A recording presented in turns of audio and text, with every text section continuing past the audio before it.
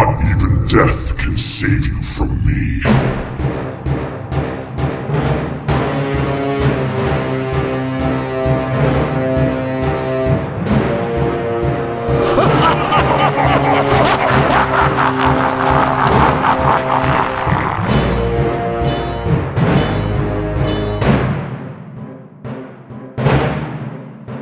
Mog Radio proudly presents the Diablo podcast because they didn't think there were enough Diablo podcasts.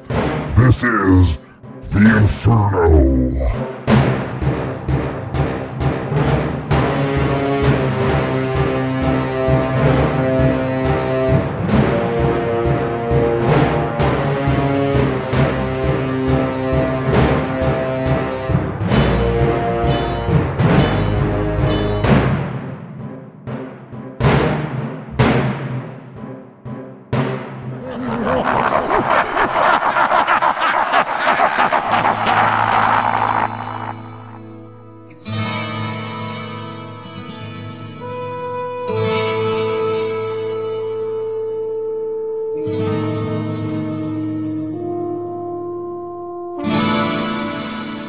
And you've tuned in to the Inferno, number 2.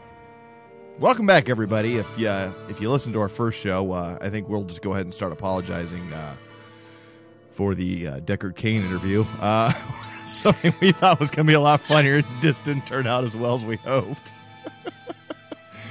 But we're having fun on the show. That's what we do.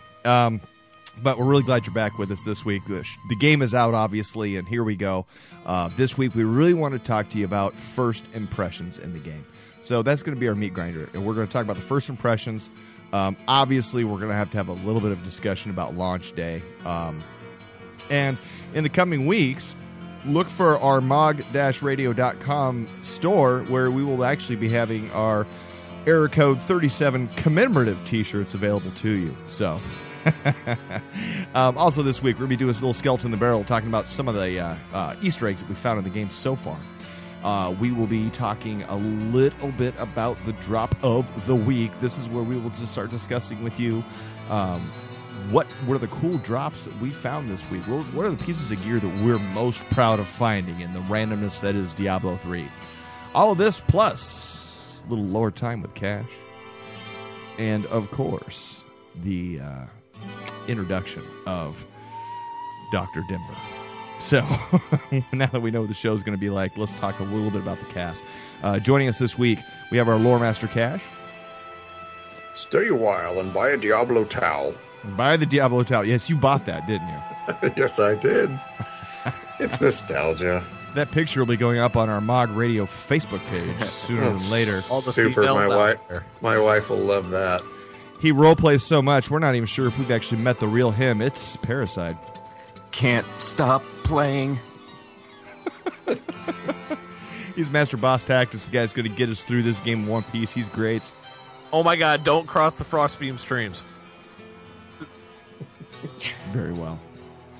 She is misunderstood. Most evil woman I've ever met in my entire life. Terrible. Tara, welcome to the show. Thank you. Oh, it's so good to have you back. He is now first joining us for the first time ever on the Inferno. He is Denver Drew. I don't have a clue what I'm doing in this game, and it's fantastic.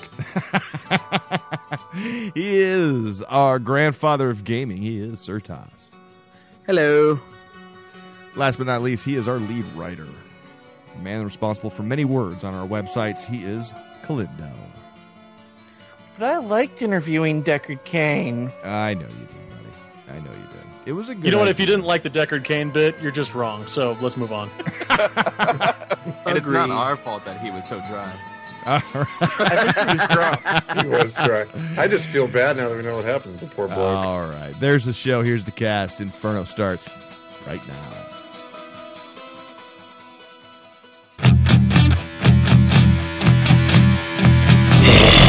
Fresh meat.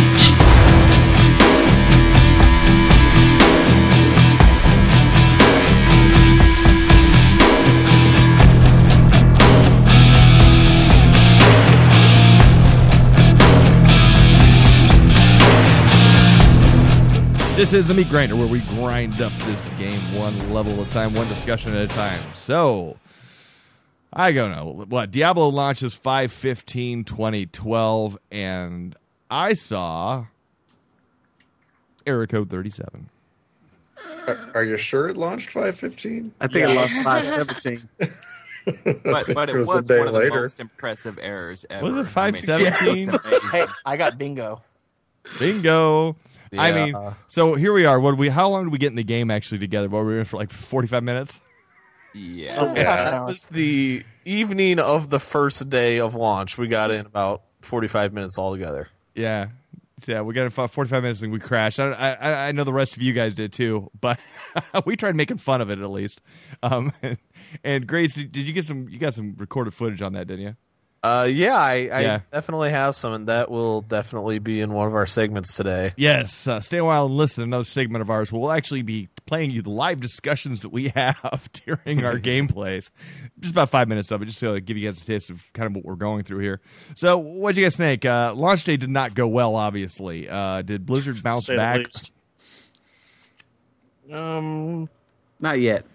Yeah. Not yet. It's something like this. It's going to leave us a bad taste for about a week, and then after everybody's finished and they realize, hey, it's Diablo 3 and it's working, they'll just chill out. But see, I would have said they had gotten beyond it today, but then I got kicked out of the game again.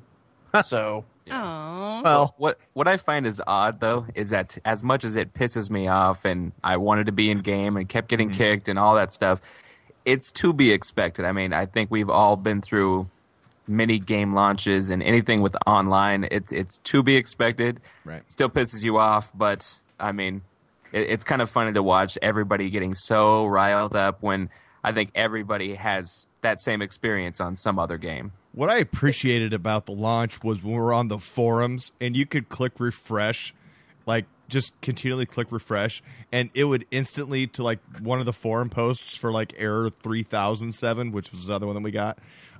It would exponentially grow every refresh. I mean, there was like always like 11 new posts coming in, and then the forums crashed too. I mean, everything crashed. Yeah. It was like D-Day for Blizzard. Well, and you know what?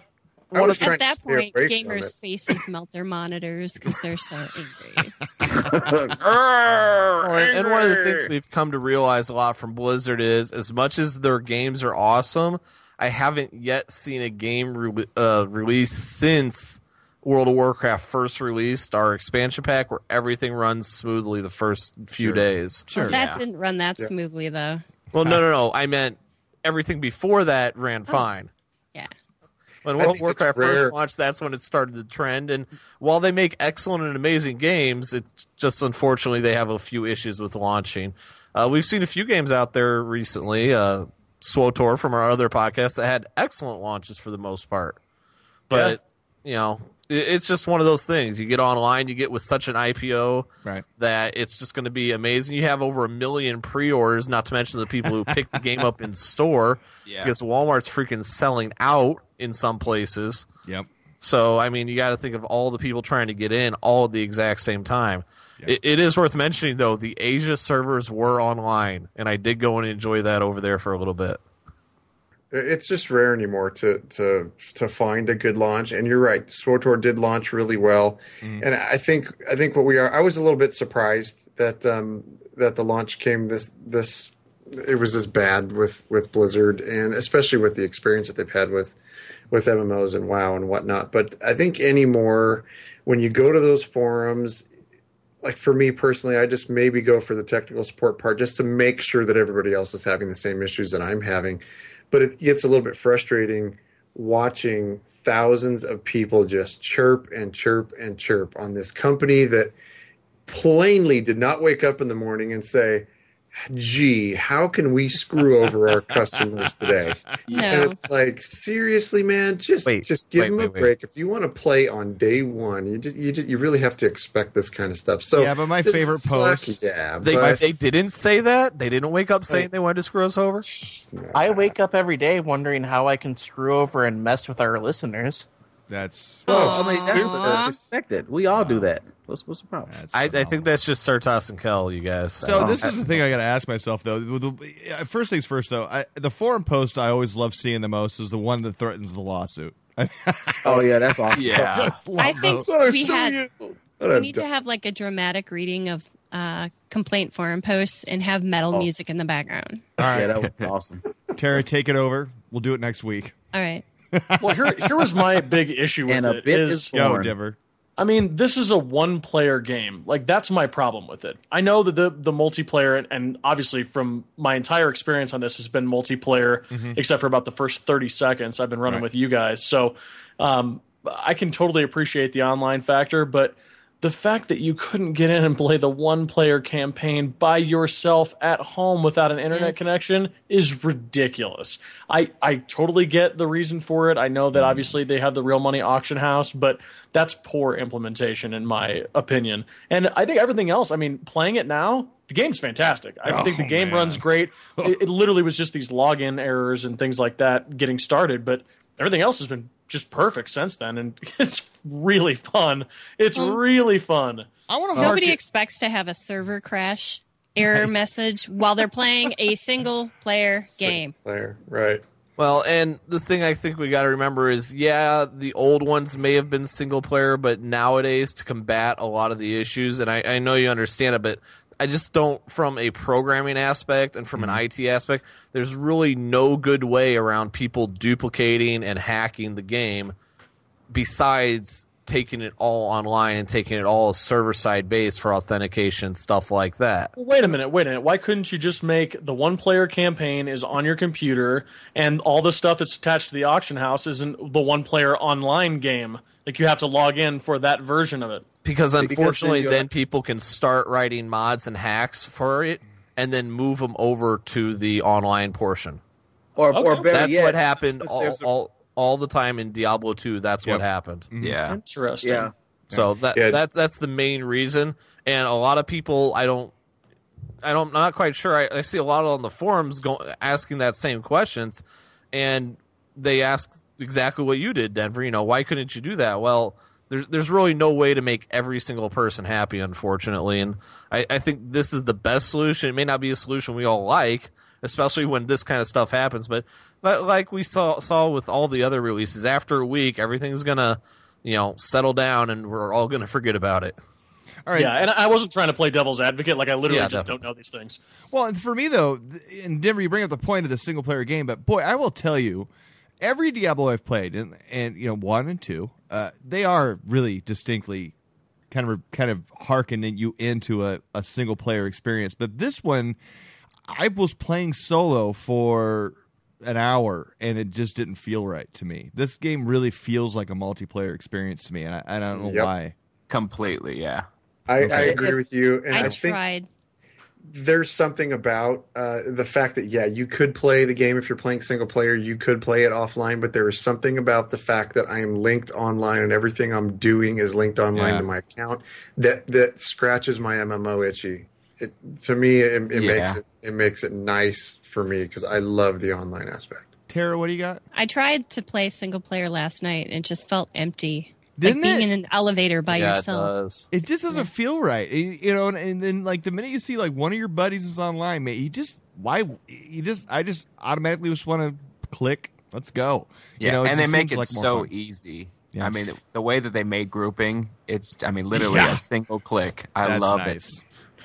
Maybe I'm odd and antisocial, but I spent a good portion of today just playing by myself, exploring at my own pace, and I was having plenty of fun. It was a nice break. Yes, you are odd. You're so far ahead of us. Hold on, Kel. No one's saying that it's not fun to do it. I'm saying it just feels a little awkward to do it. Whereas in 2 and 1, it felt awkward to play online. Now in 3, it feels awkward to play alone.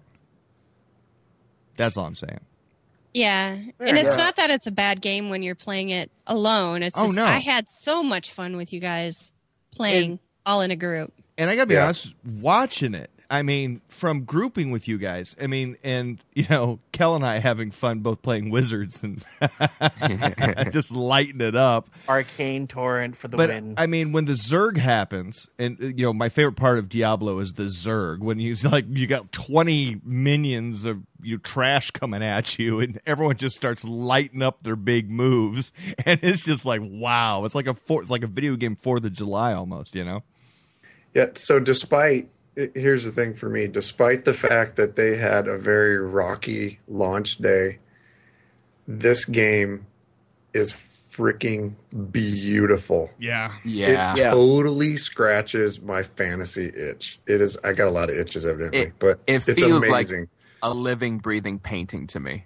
Yes. It's insane. Like when you're running across this huge stone bridge and there's chunks of the bridge falling off, I was like, you gotta be kidding me. Mm-hmm. It's insane. All right, Bravo. Let's do our first impressions then. Let's go around the room real quick. Denver, give me your first impressions of the game. Give me one thing that really stood out to you that just really you find remarkable about D3 right now. Okay, I'm actually going to give you two things, because one thing, my first is going to bookend what we were talking about earlier with the online experience. So I've played, obviously, World of Warcraft, another Blizzard property in the past, and I had completely forgotten that, you know, when you add in your permanent friends list, when you put their email address in, that it loads all those people in there, and then no matter what you're playing of theirs, you can see them. And as soon as I logged in, I was like, oh my God, my cousin's online. Wait, oh yeah, from World of Warcraft. And so I haven't talked to my cousin in 6 months.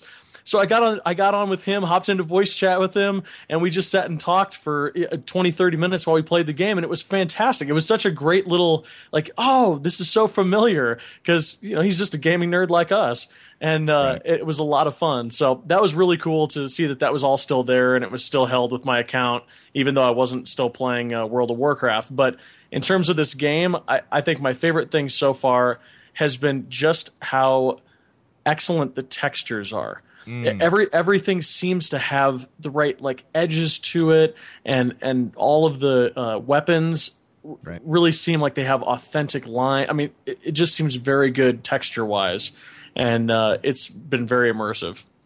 Yeah, I like that too. I think you hit the nail on the head. Tara, what about you? What's your first impression of this puppy? My first impression initially wasn't that great when I was playing just alone, but sure. I like just simple game mechanics, like I can left click my mouse and it will just, my character will follow wherever I'm clicking. Just hold it down, just gracefully follows that. And I didn't think I'd enjoy that much because, well, I'm used to WASD, which doesn't work here. And that was a bit frustrating for me at first, but now I'm finding a lot more ease in playing it. And I tend to love shooty, looty. Yeah. And it's making me happy on that aspect. They really because it's like, oh, something dropped. Oh, something else dropped. I'm going to replace that thing that I thought was so awesome with this new thing that's more awesome. We were in a group about a week ago, and we were just gunning hard, and we would take about every 20 minutes, everyone would be like, all right, stop, check your inventory, and just start putting stuff in, you know. But that is the fun of this. They have mastered the shooty, looty, because, you know, the minute you see that gold label, you're like, oh, legendary. Yeah. You know, you're all just pumped and excited, and oh man, yeah, that's wonderful. Parasite, how about you? I have to say that my favorite aspect right now is that no matter what character I'm playing, I feel like a total badass. Whether it's single player or multiplayer, you go into 20 people and just obliterate them, and it feels so good.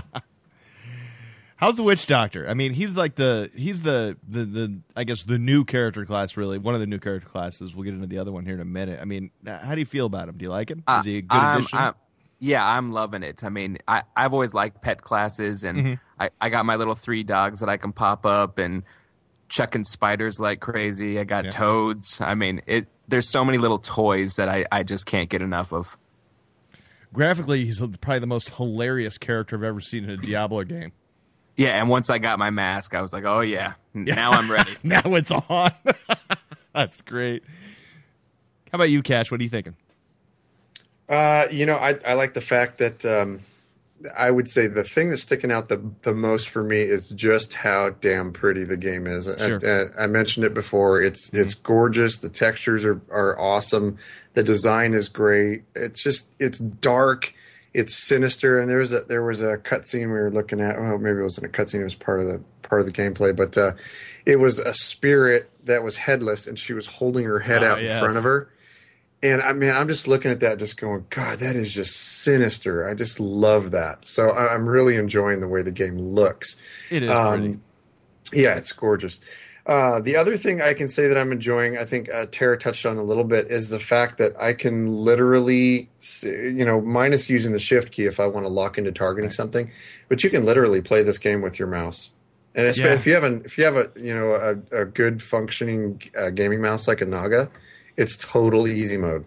Yeah. So I really am enjoying just the ease, the functionality of how easy it is as compared to, to a full-blown MMO. It's nice to just take a break and not have to worry about 1,000 buttons to hit. So yeah, absolutely, man. I get that. Yeah, I'm with you on that. Kel, what do you think? What's your first impression right now? It's a bit mixed. Okay. There's a lot I'm loving. I'm loving, as Parasite said, no matter what I'm playing, I feel epic. Yeah. It's totally badass, and I'm loving that. Mm-hmm. The one thing that is troubling me, and Tara touched a little bit on how I'm used to WASD, and I'm getting used to it, but there are times when the screen is full of enemies. I really, really wish I could WASD because I really need to run to get out of poison. But no matter where I click, I'm clicking on an enemy, and I can't move. So I die. I died a lot yesterday because I couldn't move. What I realized, though, Cal, is if you just hold down your left mouse button and you drag it up the screen, you don't have to just click and point to where you want to run to. Mm-hmm. Your character will follow as you drag the mouse along on the screen. Okay. Also, I'll try that out next time. Here's another little trick for you. Click on a wall. I can't click on a wall. There are enemies all over the walls. Click on a wall. They're not climbing up the walls. Click on a wall. You'll run away. I know it sounds weird, but it works. It's just that or just use teleport. Or teleport. Is there a teleport? I don't have teleport yet. No, that's your problem. It's coming. Now that you jumped in here, great. So why don't you jump on in here, buddy? What do you think? I think it's a classic throwback to Blizzard's games, and like we mentioned in one of their episodes, I think it's them reminding us of why they're one of the best companies out there. Yeah. It hit all my expectations of Diablo 3. Did it exceed it? They set the bar pretty high by saying they're going to do Diablo 3, but it definitely went a little bit above what I expected. I wouldn't quite say that it exceeded what I expected, but it's all the fun of Diablo 2 and Diablo 3 form. Nice, beautiful graphics, amazing cinematics, amazing end cutscenes for the acts. Those are pretty epic. So it's just a top-notch game all around for what it is and what it is meant to be. Absolutely. For me, I got to tell you, the thing that really grabbed me was, I had nightmares on Diablo. I have nightmares from Diablo 2's online functionality. And for me, the online functionality in here is really what sold me on Diablo 3, and the fact that it is so completely simple to get you guys friended up with me. And then what I love about this game the most is the fact that we can go through our group here, like last night. Kash comes online late. Kel and I are playing together. Kash is way behind us in the game. Kash is able to start his own game, resume right where he left off. We're able to jump straight back to where he's at and just help him through. And I love that. I think that's smart. And it went fast. Yes, it did. Because I was way overpowered for what we're fighting. Yeah, we were slicing through everything. But then I found my bell. I finally get my bell, which I didn't play the beta, so I had no idea what this bell's about. Right. And then I go, well, I got a new skill. Let's try this thing out. Holy shnikes. I dropped this bell on top of whatever's in front of me, and then I kick the bell, and you hear the dong. You do. It's great. And then it's like, oh, by the way, you just killed 10 enemies in one shot. Thank you very much. Yeah, Kash likes to ring the bell. That's another thing I like about the online functionality, too, is the achievement system. I love the achievements they have in here because my whole thing now is to get massacres. That's all I really want. Is I want them to be like, massacre, killed 20 enemies. I'm like, yes, that's good. You know what? The only thing that would make it better was if we had the Unreal Tournament sounds to go with it. Massacre. That'd be awesome. That would be good. But I really do enjoy that. I love the online functionality. I think every other point you guys have made is valid. I love the visuals in this game. I think, Tara, I'm with you. The point and click thing, I haven't used it in so long. I'm like, right. Absolutely. Not about since Baldur's Gate. Right. It's been a minute. So with hitting that point and click every now and then. And I'm with you, Kel. I've gotten caught in those scenarios too. I just press the Q button, which allows me, and actually it's now my number 12 on my Naga, which will fire up my health potions, and I typically can survive it. I find that this game is fun. I'm having more fun playing in a group than I am playing alone. So if you're listening to the show and you haven't played in a group yet, find a group and play this game and tell us what you think. Because, man, it is really fun with a group of 4 players. Or email us and can't find us. Because a lot of us play a lot during the day, and sometimes we have problems finding people. That's true. Yep. Yeah, and for the visual stuff, the thing to look out for... Yeah. Take a real quick peek as you're walking through some of the grass areas. Watch how the grass moves. It's just like I said. It's all textures. It looks great. It's creepy. Yeah, I know. I mean, it's amazing that they were able to get this graphical quality into a, pulled back third person hack and slash. Yeah, that's a lot of care for a hack and slash game, man, and that's awesome. Yeah, and to echo Greats. I think he was. I think probably him and Cal were among the first to see the cutscene at the end of Act 1, and they said, "Just wait until you get there. If you have kids, shut them up.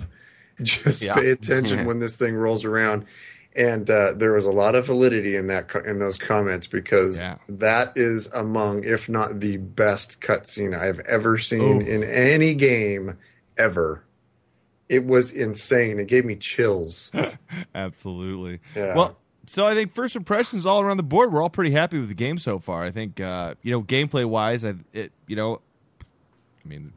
you couldn't screw that up. I mean, click, click, click, click, click. Yeah. But I guess I am kind of enjoying the customization here a little bit as well in the game. I'm liking the it's not as much assigning points into specialties now as much as it is you get the runes and you can kind of set up your skills. For what you're going into. And I'm finding that to be amazingly intuitive and fun to play around with. Ditto. Yeah, I'm really liking the skill system that they're using and changing around runes and powers because I think you pointed it out the other day, based on what group I'm in, it is how I play because with my Demon Hunter, sometimes I want to play as a main single target. Or sometimes I want to play with exploding everything around. It depends on how much AoE we got or how much single target we have. And the same thing when I switch over to my wizard and play that without the OR guys. Well, do I want to play medium range or long range? Well, like what Kel and I ran into when we were fighting the butcher not too long ago. Spoiler alert. A little late. Is that I set my character up differently for taking out trash than I do for taking on a boss. Certas, have you had that same thing happen? I haven't fought a boss yet, so I haven't really got there, but I imagine, that's something that I'm going to have to take a look. I'm just happy with as far as gameplay and my first impressions of it. It's just awesome being a barbarian and being able to shout, Certos smash and feel like it's Certos smashing stuff up. So it's amazing. And that's when that the game has successfully made you feel epic, and everyone else seems to mirror that very well. So agreeing that we feel epic is, when you get into the chat room with our crew here, you will hear some of the craziest things coming out of people's mouths, like, yeah, die, and yeah, it's a little more vulgar than that. I guess I can get a little excited once in a while. We were all I was going to say, really wow, excited. PG it up. Yeah. But the thing is, though, if you would have all sat back and listened for a few minutes, you would have heard everybody was getting excited. Everybody was excited about what their characters were doing and the abilities they had, and that was really cool. And I think that's just a sign of an exceptionally well-designed game. So with that, there's our first impressions of the game, and let's go ahead and move on and meet for the first time Dr. Denver. What are you doing here, traveler? The heart of the jungle is no place for outsiders. Only the ayahuasqueros can survive here. And only we know the secret to seeing the future. Come and drink the ayahuasca with us, and let your future be revealed. Feel the medicine take effect.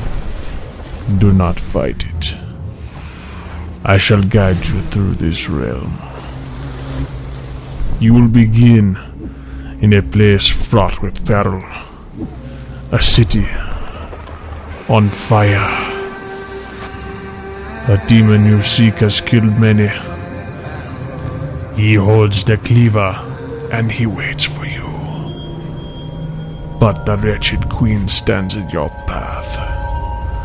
She is the first of many trials I see ahead for you. But of course, you must survive for the future to fully reveal itself. Close your eyes now, and take in the sights and sounds of the spirit world. They speak to you in ways only you can understand. We shall speak again, traveler, if you return.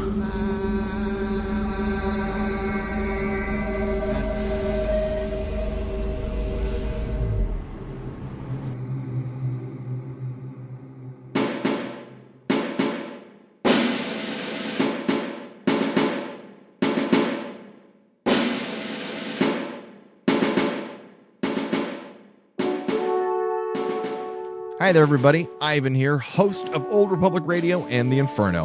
And I'm here to talk to you about something that's very near and dear to my heart, as well as the hearts of all of our cast members of the shows. And that is our troops. You see, many of our troops are still serving in hotspots all across the world, including Afghanistan and Iraq. For a long time, we've been trying to find a way to show our appreciation to those men and women serving active duty in these dangerous places. That's where Games for Soldiers comes in. Games for Soldiers is a charity whose purpose is to send care packages of slightly used PC, Xbox 360, and PS3 games, as well as comic books and DVDs, to our troops serving in these active zones across the world, to give them not only something fun to do in their free time, but maybe also give them a little taste of home. In the month of June, Old Republic Radio, The Inferno, and Old Republic Dads have partnered with Catherine Tabor, the founder of Games for Soldiers, to ask you, the listener, for your help. We need your slightly used PC, PS3, and Xbox 360 games, as well as your comic books and your DVDs. Please help us in giving the gift of thank you and appreciation to our troops who so desperately need our support. Not only are we going to give you the gift of giving, but also throughout the month of June and into July, Old Republic Radio will be offering prizes throughout the month for those of you who send in donations. Every donation you send in enters you for a drawing in one of our great prizes. Some of our prizes include On Live Consoles, a 1 year's premium subscription to Engine.com, the guild hosting site. We also have, for a grand prize, a home-built gaming PC, which we'll be giving away in the month of July at the end of our drive. Our goal is to help Catherine and Games for Soldiers out by getting as many games, comic books, and DVDs as humanly possible so she can send out these care packages to our troops. So, please, if you have the time, stop by oldrepublicradio.net or mog-radio.com and click on the Games for Soldiers page. There, you'll find all the details on our charity drive, as well as the address that you can send your donation of slightly used PC, PS3, and Xbox 360 games, as well as your comic books and DVDs. No donation is too small. One game is going to give a troop hours of entertainment and allow them to maybe forget about the harsh place in which they're serving at this time. So please help us in giving the gift of thanks and maybe a little bit of fun too to our troops who are serving overseas, and join us in our drive for Games for Soldiers. Well, thanks for your time, everybody. And don't forget, stop by oldrepublicradio.net or mog-radio.com and click on the Games for Soldiers page to include yourself in this noble event. And don't forget to include your name, address, and phone number in a packing slip inside your donation so that you can be included in our exciting prize drawings throughout the month of June and July. Our first prize drawing starts in the first week of June, so get your donations out now so we can get you in the first prize drawing. Again, thank you for your time and your support of our troops.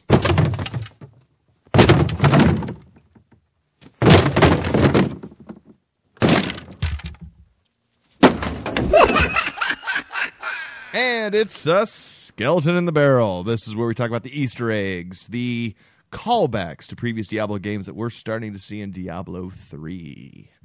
So, anyone see anything good yet? Bookshelf. Talk to me about the bookshelf, Grates. The bookshelf where you see it a lot in the Act 1 dungeons where you hit the bookshelf and everything will fall down. Well, it's nice seeing the red and blue scrolls in there, which harken back to the town portal and identify scrolls that we talked about in last episode that were very prevalent in Diablo 2. I thought it was hilarious when I saw that. It drops down, and there's and you can't put it past the developers here. You know, everyone can say, "Well, they didn't do that intentionally," but I really think they did. In the fact that you see these scrolls rolling down with the red wrapping and the blue wrapping, and I'm like, "Yeah, that's exactly what a scroll that identified a scroll town portal looked like." Yeah, back in I the day. completely think that was definitely that was intentional. Blizzard is very much known for putting a lot of Easter eggs in their games. Well, and then they have a lot of obvious Easter eggs in this game that call you back to the previous, you know, they kind of invest you back into the game, you know. I mean, I think that was really one of the cool things that they're doing in this game right now is putting a lot of this stuff in that Act 1 of the game to really get the older Diablo players who played the other games invested back into this story. You know, obviously the inclusion of Deckard Cain is a great way to grab investment, you know. Here, going back into Tristram and clicking on Deckard and listening to him just go. I mean, that's just priceless Diablo right there. You know what I do like about that too is the fact that when you get a new lore piece or something with lore will pop up or a quest, you can click off those main windows and continue to listen to them talk while you go, you know, walk over to the smithy and hammer out some of your stuff or sell some of your stuff, and you can listen to the story while you're moving around. So the functionality is really nice. And the other thing that I've noticed very quickly is how easy it is for you to join a game with somebody else, go exactly to where they're at, how fast it is to get back to New Tristram to sell your stuff. It's just very functional. And for a newer player, and I think I mentioned in the last episode, I did play Diablo 2, but not a ton of it. So, for me to get back into a game like this, coming straight from a hardcore MMO background, this is very easy to play, and this is a nice break. It's a nice segue, and that's kind of how I had it in my head. This is going to be a nice little break, and man, I'm getting freaking addicted to it already in 3 days. You know, or pretty much 2 days of gameplay. But I think they've just put that functionality in there to make it really easy for players to transition and get addicted to it. It's very easy to do. Do you ever, what do you see that's harkening you back to the old days of Diablo? You know, I played the original Diablo. I did not play the second one. Yeah. And I got to be honest with you, it was so long ago, I don't even remember it.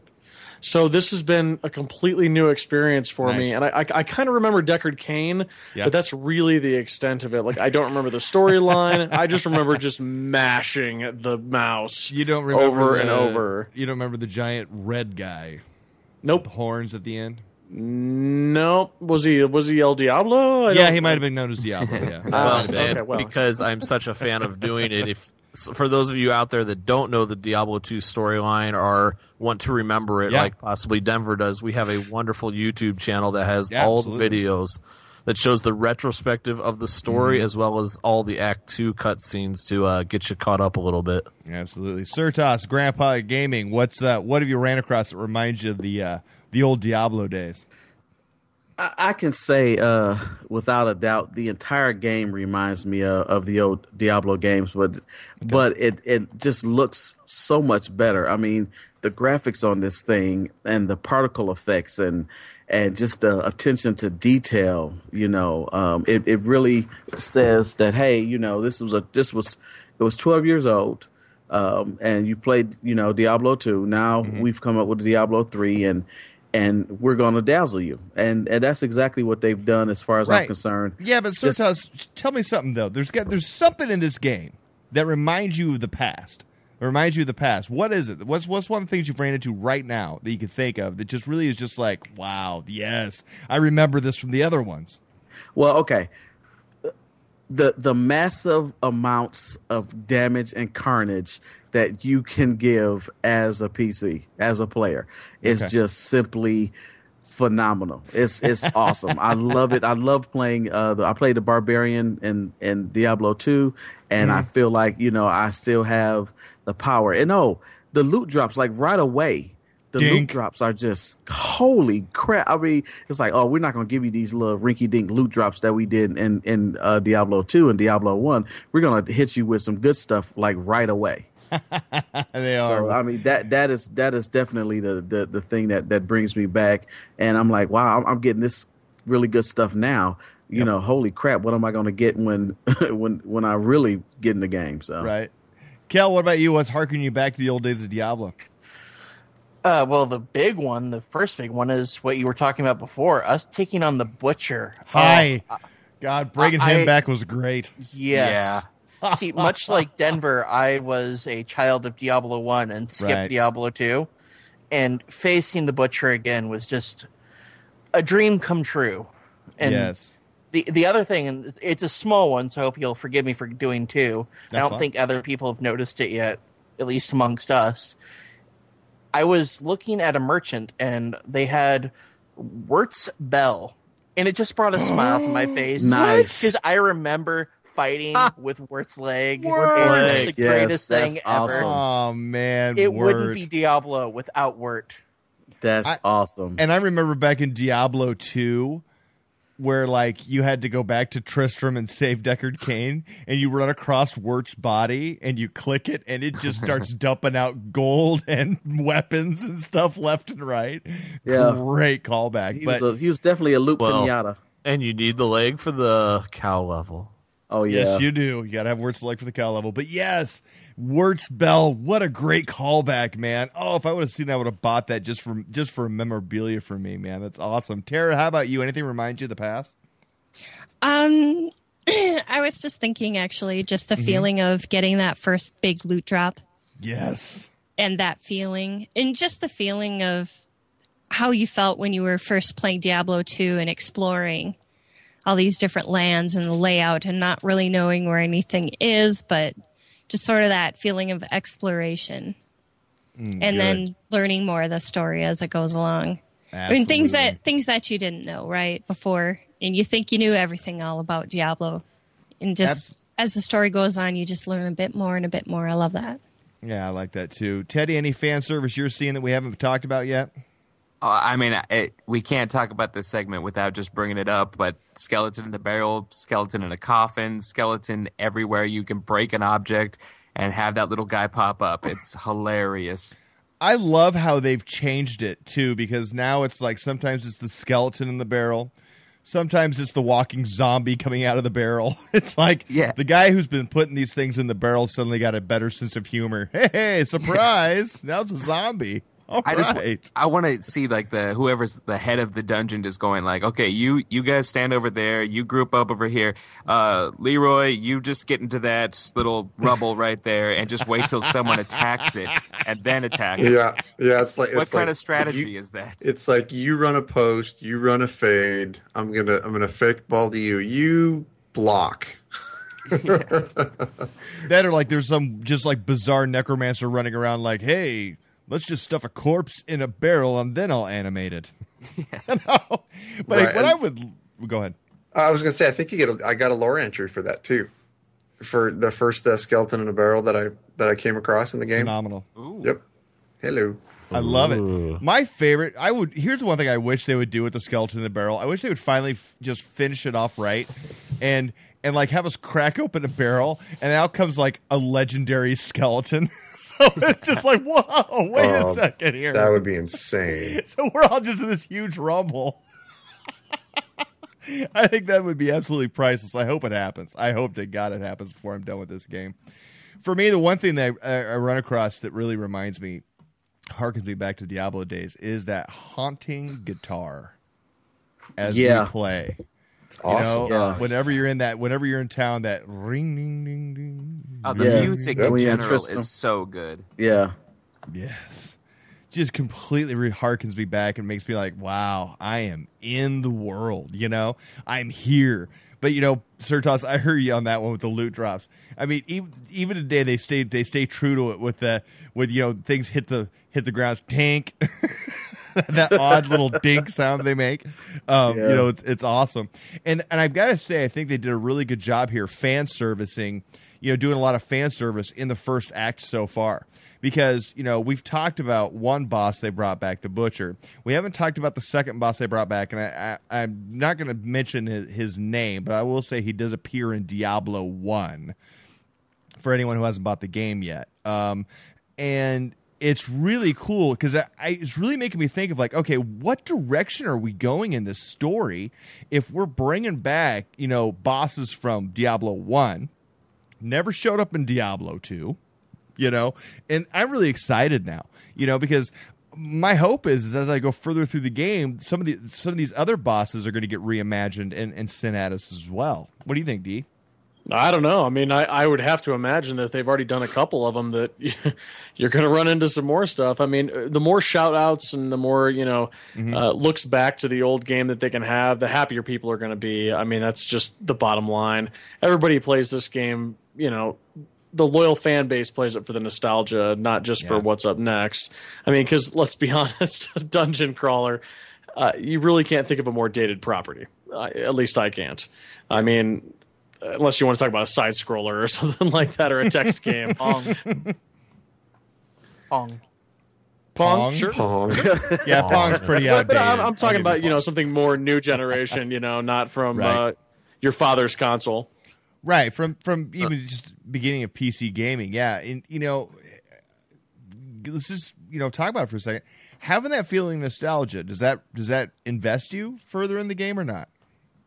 Oh yeah, for me it does. All the nostalgia, it feels like we've all been saying, it feels like Diablo. And there are so many, franchises that start off in their beloved franchises, then people just burr up their butt and like, oh, let's change it and let's make it fresh and let's new, and then it doesn't feel like the original. And you're like, this is not what I wanted to play.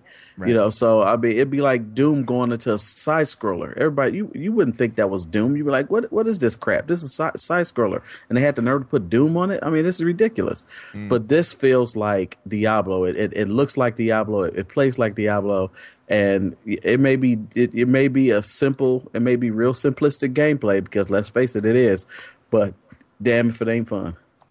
Well, to answer your question about is it simplistic gameplay and all that stuff. Well, let me put it this way. There's this game. It's hack and slash and dungeon crawling. Mm-hmm. Are you going to pay $60 for it? Probably not. Slap Diablo on it? Hell yeah. That's so true too. How many hack and interesting point there. Yeah. That is a good point, because Torchlight can't get $60 and it's a good game. And it's a good game. Dungeon Siege 3 couldn't get $60. Oh, no. No way. And that's another thing. How many hack and slashes have gotten great reviews in the period between Diablo 2 and 3? You know, it's like you can't help but compare them. Well, let me ask you this. How many crappy games has Blizzard put out in the last 10 years? None. Uh-huh. Bingo. None.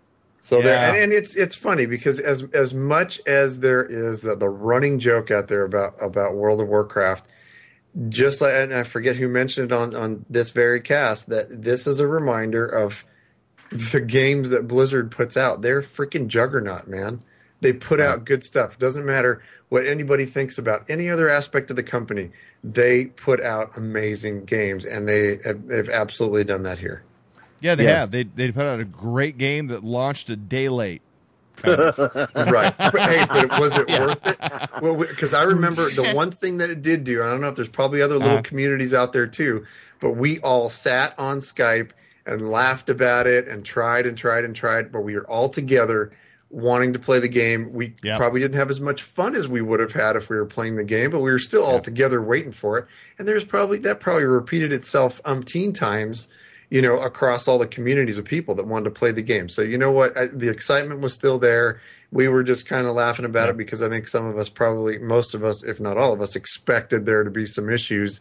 But by the time we got into the game a day later, it was like we forgot about the day before, and we were just freaking playing Diablo together. We didn't forget about the day before. You may have forgotten about it. I'm still no kidding. That's what playing at work's a wonderful thing too.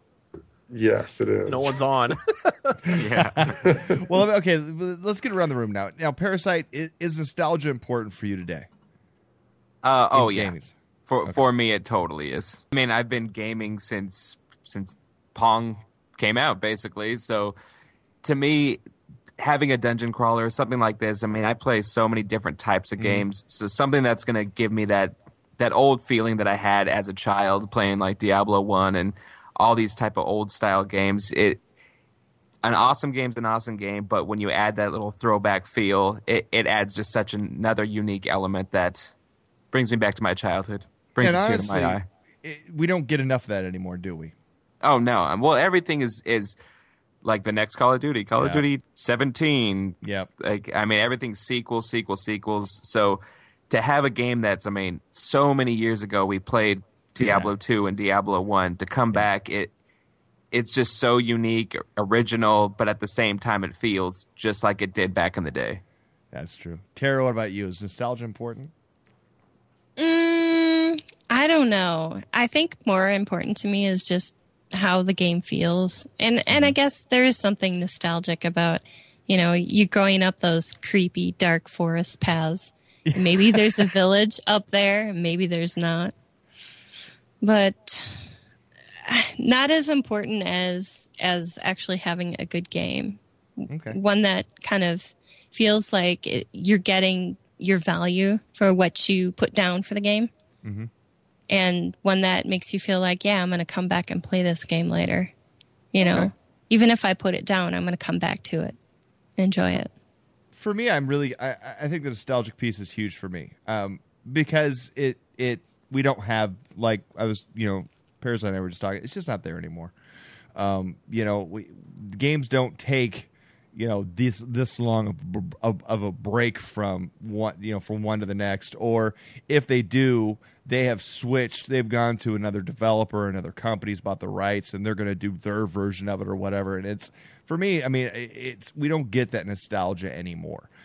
We don't get to feel like, oh man, it's been so long since I've done this in this game, And I think that it kind of diminishes, it's good to feel this again in the gaming world for me, but it kind of makes me sad at the same time because, we don't get that enough anymore, I think, in the gaming universe. Grace, what are your thoughts? I definitely think some nostalgia is important. For me, I love all the throwbacks to the old game. It's not nearly as important for me on a personal level, but I love the fact that they do it. And it's definitely something to be out there. Now, it is important to remember that while Diablo 3 is made by the same company, Blizzard, the original people that made Diablo and Diablo 2, as far as the core group of designers, have moved on from Blizzard. Yes, they have. And went to other places. But you have to think that a lot of those ideas were originally passed around to a lot of more of the underlings, and those people probably came up and started taking it on and developing it. And, when you own the IPO, it's pretty easy to keep to the exact formula. Well, I think the thing is, too, though, the feel I get from this game is that the developers were fans of the previous two. Yeah, that too. And literally, the team that put this together were fans of it. And the fans of both the games were like, oh, man, we got to bring some stuff back. Yeah, and they did an amazing job. It's everything I could think, because especially in this game, gold actually plays a role, where in Diablo 2 it was just kind of a little shiny lane on the ground that you always ignored. Unless you had to repair, of course. This is true. Or you wanted to go see Wirt. True. Wirt had some good gear, man. You got to admit it. Wirt, at one point in time in Diablo 1, had some good gear. I know the topic was largely how important it is in your gameplay, but I think we can't underestimate how important it is as far as creating a game like Diablo. I'm sure Teddy can speak to this. Parasite can speak to this, that... If it wasn't for, as you guys were just saying, the people who were making Diablo 3 were the fans of Diablo 1 and 2. And if it wasn't for that nostalgia, you wouldn't have Diablo 3 made. You wouldn't have it made with the budget that it had. It would be like one of those other games that just isn't the same quality as Diablo, because there wasn't that nostalgia that went into creating it. So it didn't have the same values and the same production values, because it didn't have the budget for them. You would never see these really intensely beautiful cutscenes in another game if it didn't have the nostalgia of Diablo 3, because there wouldn't be the budget for it. Yeah, good point. All right, cool. There we have it. So Ivan, what was gaming like in the Hoover administration? See, Wow. There we have it. Bam. I thought this was back with Certas, actually. Wow. Now you're cutting me deep. I'm the same age as Ivan. Yeah, that's great. Now, there we go. Just because I play Connect with the Gaming Hebrews, don't mean that, It was much harder. We were playing the game of life and Monopoly quite a lot, and there were no screens. So there you have it. Don't forget Parcheesi. Parcheesi. Little Jenga. With that, let's put the lid on this skeleton on the barrel. Let's get him back in there. We'll bring him back out hopefully next week. We'll be able to talk about some more nostalgic pieces we've been seeing in Diablo 3. So with that, let's go ahead and move on to a little lore time with Kash.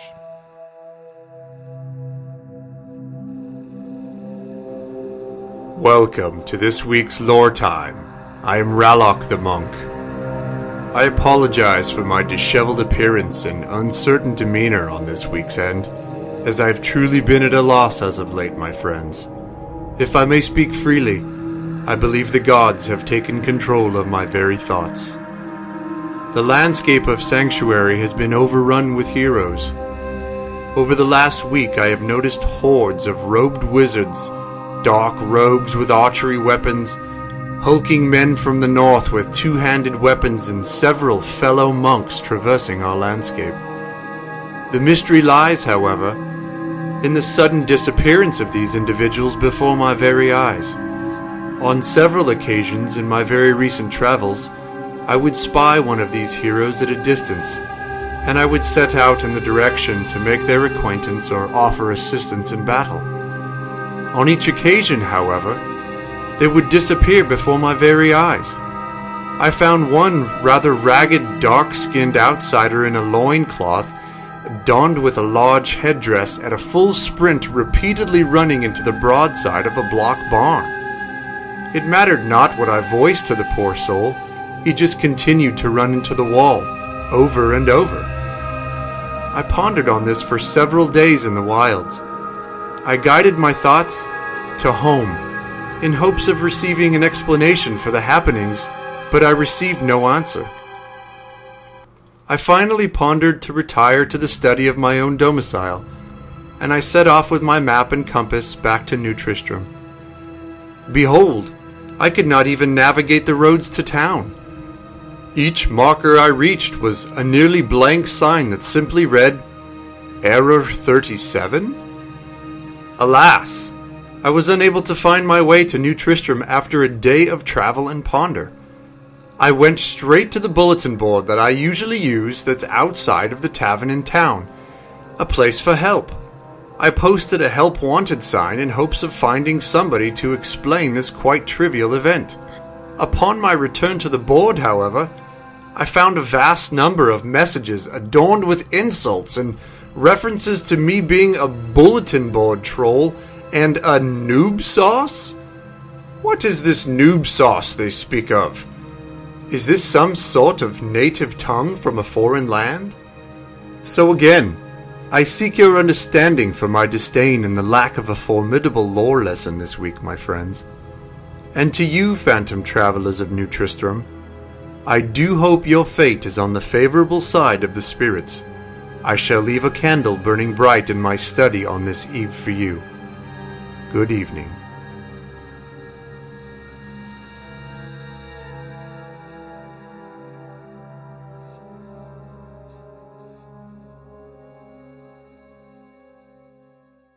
Hey everybody, Ivan here, host of the Inferno, here to talk to you a little bit about Diablo 3: The Order, the newest Diablo book to hit the store shelves.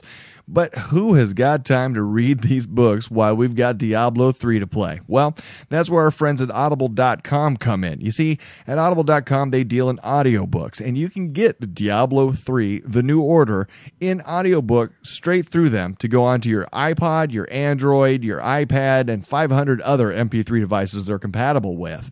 It's the easiest way to read the book without actually having to read the book. Just plug it in your MP3 player, listen to it on the car drive to work, at work, on a bike ride while you're jogging, whatever the heck you want to do. And right now, as a special offer to the listeners of the Inferno, you can sign up for a 30-day free trial of Audible.com. Just simply follow this link, audibletrial.com/Mog, M-O-G. Just go ahead and follow that link. That'll take you to the sign-in sheet where you can sign up for a 30-day free trial, plus get a free audiobook. Also, while you're there, you can go ahead and grab Diablo 3: The Order. I heard it's a great book and will help expand your experience of the Diablo 3 universe by tying you into a little bit more of the lore of the game. So again, feel free to go to the link, audibletrial.com/Mog, M-O-G. Pretty simple to spell. So go ahead and please give audible.com a 30-day free trial and tell us what you think. We here at the Inferno love the service and use it regularly to keep caught up on our books as well. So why read a book when you can listen to one? Go ahead and give it a try. audibletrial.com/Mog. And this is The Drop, where we talk about the loot drops that we've gotten in the past week or so and that we have really been excited about. Tara, what's a drop you've received that was good? So far, my favorite one has been my bow. It's a Keen Warden bow of the Angels, and it's 21.8 damage. Does 2 to 4 holy damage and increases attack speed by 4%. And I know that is not going to be the only one or even the best one probably by the end of the weekend. It's just I'm constantly replacing things. So I know, but it's just fun though. But that's been, I tell you what, it's just been one thing after another, and it could change in the next 5 minutes. I'm just telling you. It's all about loot, and we've got to be able to. We've got to talk about the loot we're getting. We got it. Grades, what's been your drop of the week so far? My drop of the week is an amazing bow I got as well. It's called Raven Eater. It is a awesome rare. And it's only level 12 because my Demon Hunter for ORR is only level 16. Yeah. So it's only a level 12 bow, but it does a huge amount of damage and is bringing the pain. Nice. Denver, what's your drop of the week? I have got an excellent drop of the week. It is the Legion Revulsion. It's a rare polearm, yellow. I was so excited when it dropped. I was like, oh shit, yellow. Right on. 15.8 damage per second. Gives me 2 to 4 poison damage. Extra intelligence of +1. Increases my attack speed by 4%. I get +5 life after each kill. 1.2% damage dealt converted to life per kill. And monsters grant +3 experience. However, it does take up both hands. So There's plus and minus there, but it's so cool looking. I was like, nah, I don't really care. That's what she said. Completely worth it. Yikes. Kash, drop of the week. My favorite little piece of equipment that I've got since I just started Act 2 is a little blonde enchantress tart named Eliana. But you were talking about weapons? Yes. Oh, my bad. Well, since I got my monk, I've really been trying to keep him with dual one-handed axes because I think he looks super badass. So I had a pair of adventuring heavy axes of winter, nice. Which I'm stacking my dex as much as possible, my dex and speed, and major increases off of both these things, and just make my little hands just fly.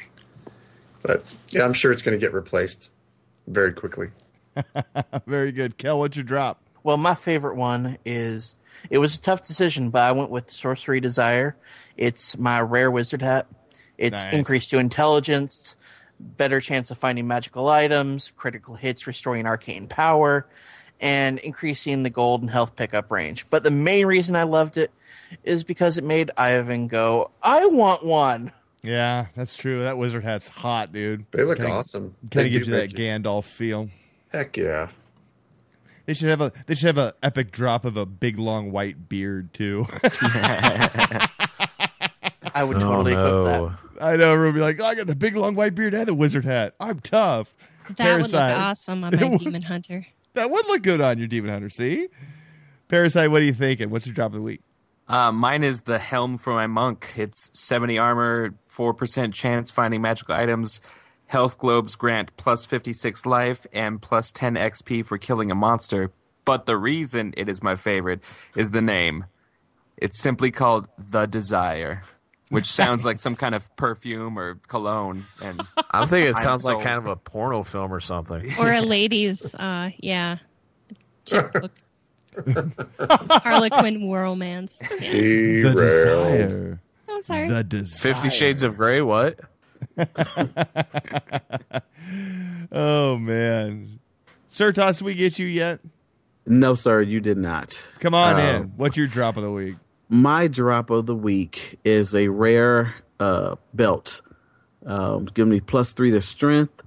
Regenerates 1 life per second. Melee attackers take 1 damage per hit. And monster kills grant a +4 to experience. Which is nice. It's really nice. Nice item. But I've replaced it. But it's a nice item. That's my drop of the week, though.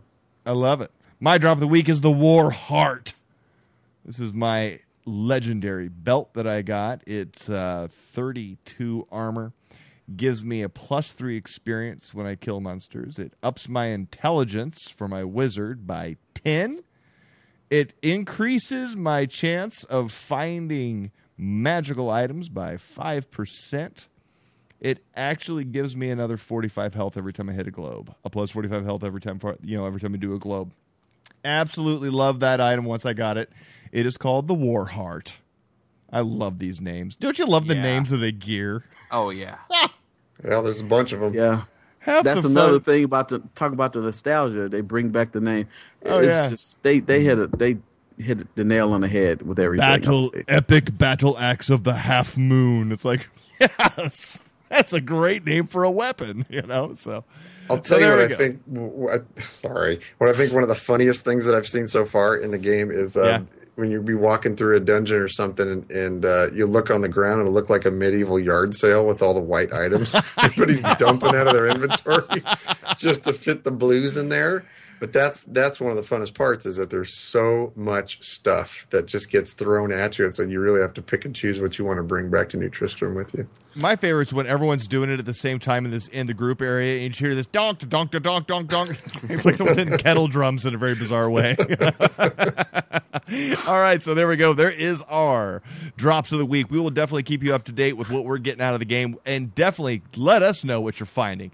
Send us a screenshot with a description of the item that you've gotten that you're most proud of to Inferno at mog-radio.com, and we'd sure love to see it, and we'll share it on the air. With that, let's go ahead and start closing this puppy up. Stay a while and listen. Our final segment this evening, we call this Stay a While and Listen.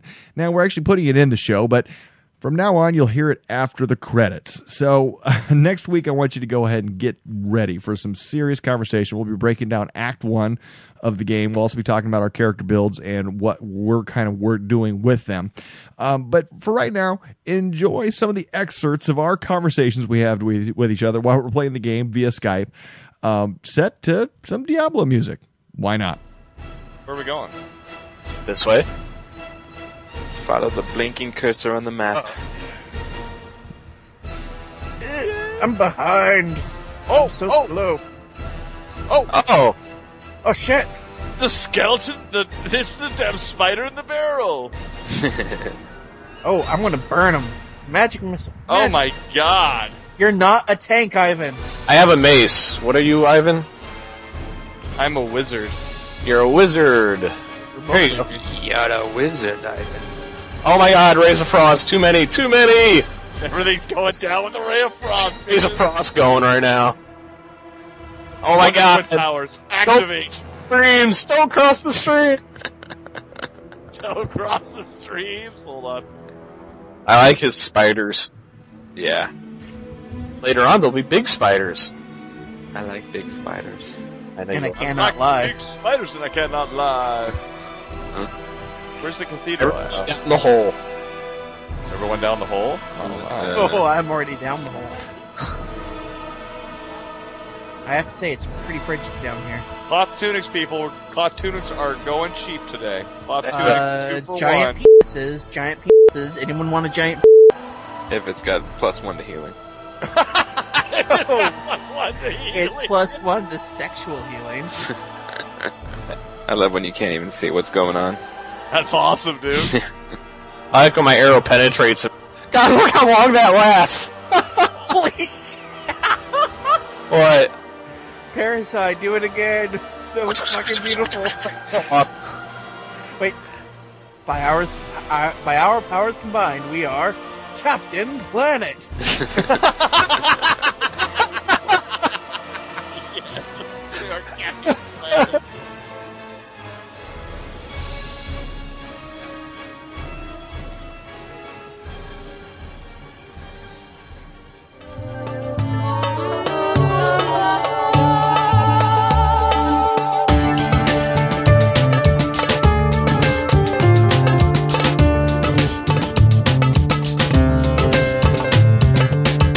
And that was the Inferno number 2. Wow. Well, we're sure glad you all joined us this week again for the show. As always, please email us inferno@mog-radio.com. Come to the website. It is up, running, and fully functional, mog-radio.com. You can also find our other little podcast called Old Republic Radio there, dedicated to Star Wars The Old Republic. Feel free to check that out. You can check us out, link up to us on Twitter at MogRadio1. That should be about it. I'd like to thank everybody for joining us this week and sharing their expertise. Parasite, Terra, Greats, Kel, Certas, Denver Drew. Thank you so much, everybody, for joining us this week for the Inferno, and thank you for listening to us, folks. We'll see you next week on the Inferno. Go to hell. Bye. Bye. You can go ahead and forget me on